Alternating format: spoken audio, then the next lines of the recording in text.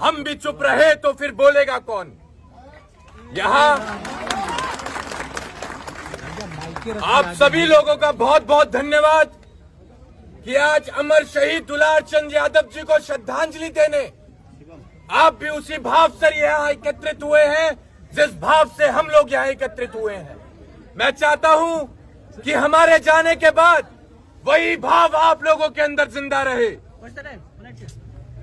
तमाम वक्ताओं ने अपनी पीड़ा को आप लोगों के बीच रखा।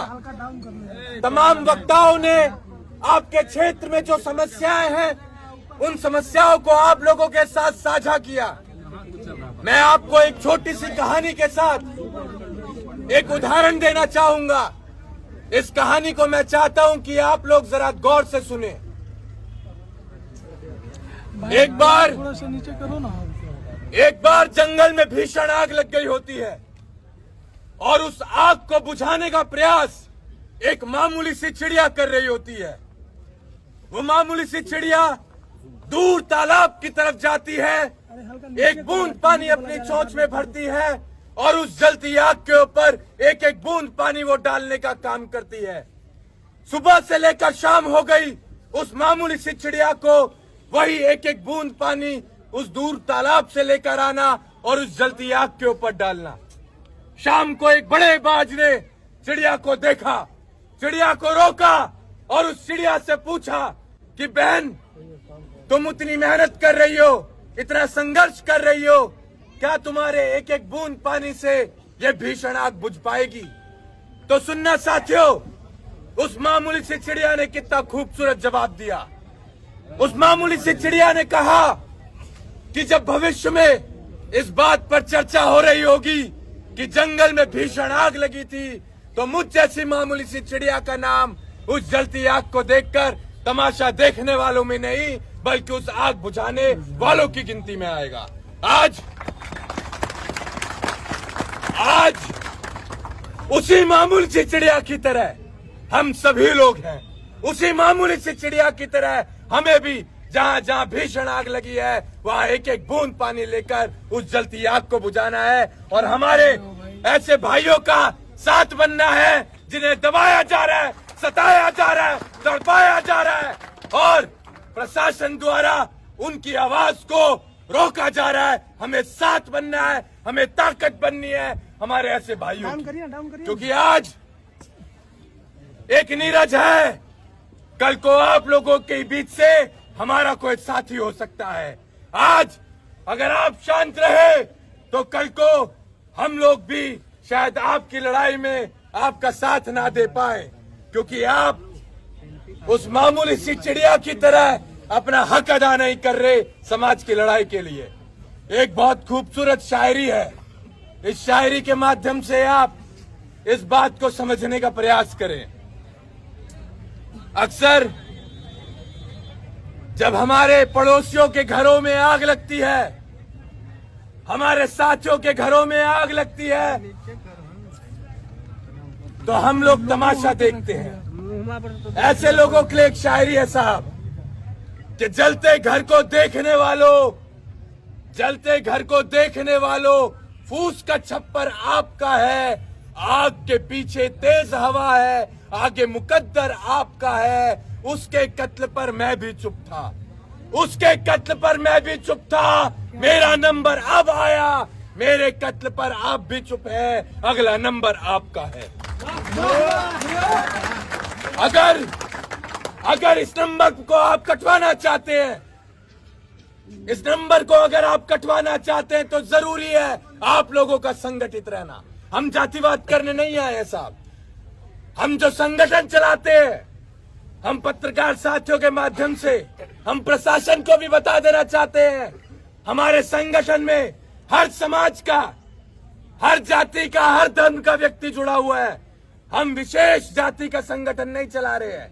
आज आप हमें बताइए किस जाति में अन्याय हो रहा है, वहां हमारे पास तक अगर सूचना आती है तो हम पहुंच जाते हैं, क्योंकि हमें पता है जब तक हम दूसरे के घरों में जली आग को नहीं बुझाएंगे तब तक हमारे भी घरों में जो आग लग रही है उसे कोई नहीं बुझाएगा।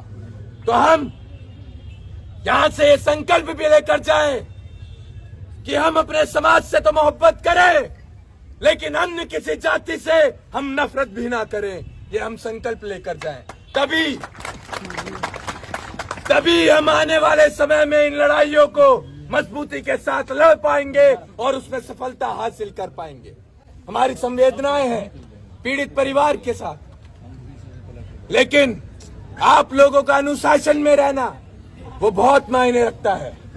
यहाँ से जैसा कि हमारे भाई ने बताया, हम तो बोलकर चले जाएंगे, लेकिन हमारे पीछे आप लोगों को ही ये सब कुछ बर्दाश्त करना है।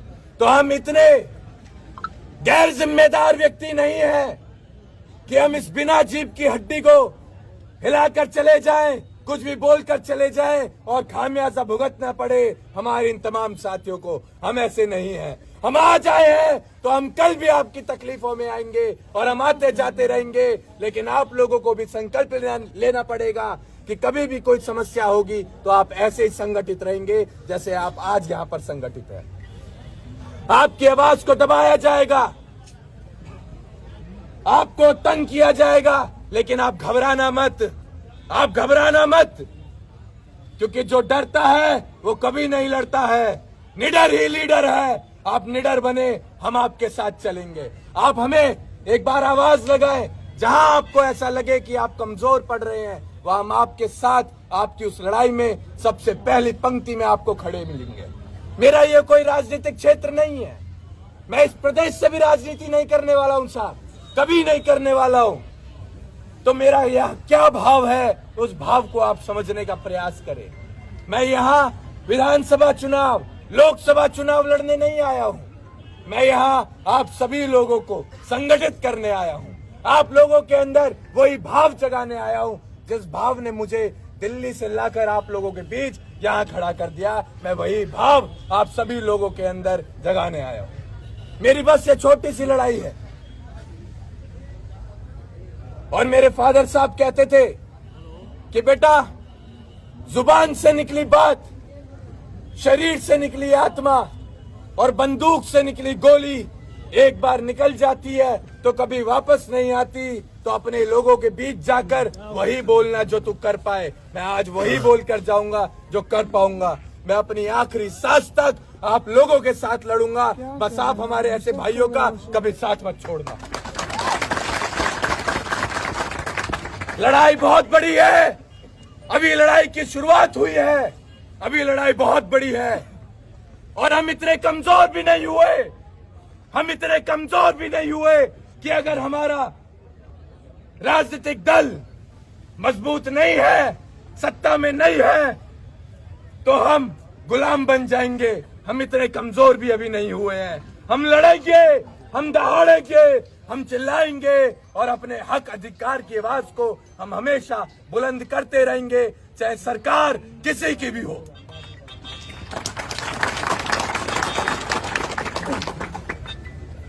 मुझे बेहद खुशी है आप लोगों के